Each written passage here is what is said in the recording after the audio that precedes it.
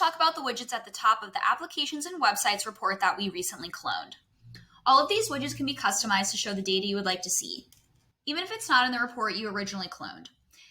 If you see a widget that has data that is not helpful for your reporting needs, you can make a clone of the report at the top of the page, and then click the X next to any of the widgets on the cloned report that you would no longer like to see in your new report. To the left of the Clone button is the Add New Widget button. Click this if you would like to create a new widget from scratch. You can name the widget anything you would like and then select the type of widget you would like to create. If you select the grid type of widget, down below you can select the different data sources that you would like to include within the plain grid. If you select the chart type of widget, you will be prompted to select the chart type that you would like to view, either in the form of a bar, column, area, line, or heat map chart. Back up at the top, you can select the different data source or sources that you would like for the widget to include. You can select the different data points for the chart's access in the Dimension 1 drop-down menu. If you have selected multiple data sources above, then only the dimensions common to all of the data sources selected will be shown on this list. You can delete a dimension by clicking the small trash can icon next to it.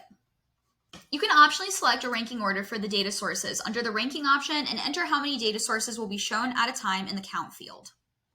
If you have chosen a ranking option, you can select the rank by option and choose a data source.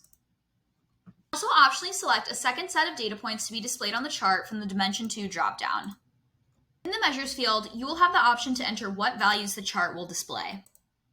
Also optionally add one or more sorting orders for the data under the Add Sorting button. Choose either the ascending or descending option and select the data point that it will apply to.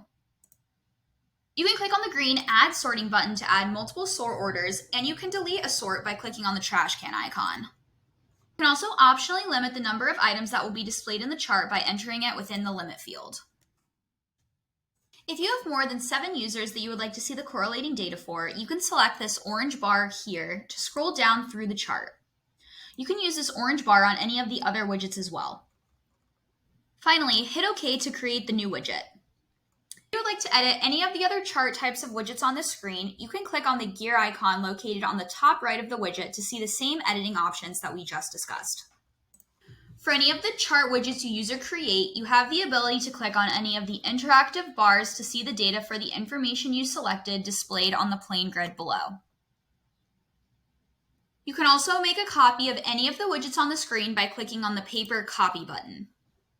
This can be helpful if you want to see the same data but have more than one chart widget to show the data for multiple departments at once.